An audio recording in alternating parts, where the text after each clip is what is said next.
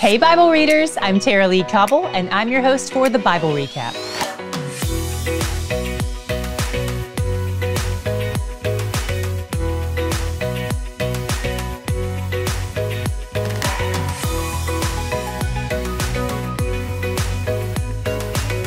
We're in a section right now that probably won't be your favorite, but persevere. This is setting us up to understand a lot about God and His story. When we have passages like this, as we will from time to time, don't try to remember all these details. There isn't a quiz.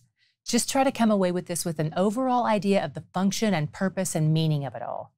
Try seeing what ties all these details together and asking yourself what those details reveal to you about God. First of all, why would He pay this kind of attention to detail? And second of all, why would He include these things in a book that would long outlive the use of the things He's describing?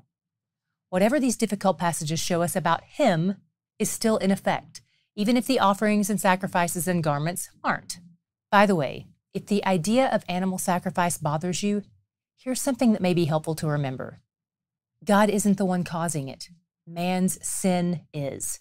Hebrews 9:22 says, "Under the law, almost everything is purified with blood, and without the shedding of blood, there is no forgiveness of sins." This is His provision. We should never be angrier at God's provision for our sin than at our sin itself. Before we unpack today's reading, let's back up a little bit. Do you remember the 12 sons of Jacob? Not all of them. I'm not asking you to list them, but I'm just asking you if you remember that there were 12 of them, the 12 tribes of Israel. Back in Exodus 2, we learned that Moses and Aaron were from the tribe of Levi. You may remember Levi as one of the two brothers who, along with Simeon, killed all the men of Shechem in order to avenge their sister Dinah's rape. And yet here we are, with his descendants being appointed as priests unto the Lord. Talk about redemption. The descendants of Levi are called Levites. And guess what? The book we'll tackle next is all about their work, Leviticus. Today we start out with God addressing His plans for Aaron, Moses' brother, and all Aaron's offspring and their roles as priests. God pays a lot of attention to their priestly attire, but it's really more than just clothes we're dealing with here. It's more like sacred equipment than garments. This may be a bad illustration, but think of a police officer's bulletproof vest or a football player's pads. That's more like what we're dealing with here because these garments have a function. These clothes are listed along with the tabernacle details and equipment, and they're explicitly designed for use in the sanctuary when the priests serve in this role. They didn't wear this stuff when they're just posted up in their desert hammocks. If you want to see an image of what these may have looked like, do a quick web search and you'll get a pretty good idea. In addition to function, these garments were also intended for glory and for beauty. They displayed God's splendor and attention to detail, and God specifically gifted the people who were assigned to make them. That's how seriously He took these things. First, we read about the high priest's garments. Then we read about the garments for the other priests. But there are three things I want to highlight about the high priest's garments. First, the clothing is supposed to indicate the high priest's role as a mediator between God and man.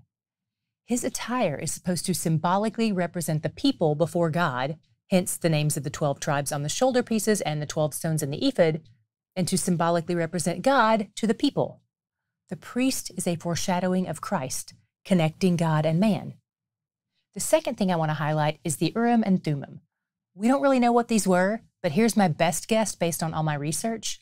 We know they were part of the ephod, and they seem to be tools used for discerning God's will.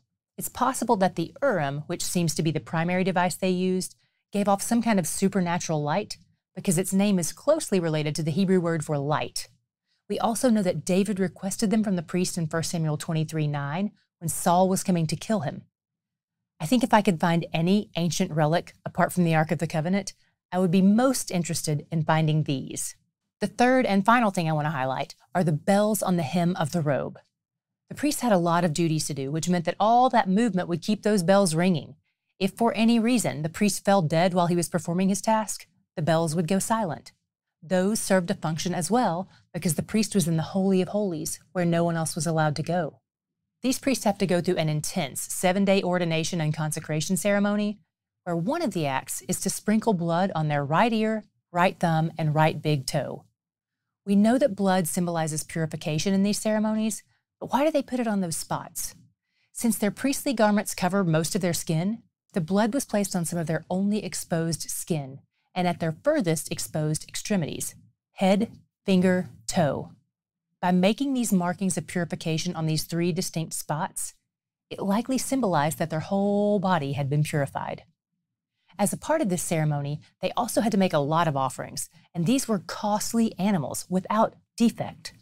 They also had to eat unleavened bread as a part of the ceremony, and anything they offered on the altar became holy, set apart for His glory. Our reading today ended with God making a statement that connects to my God shot for today.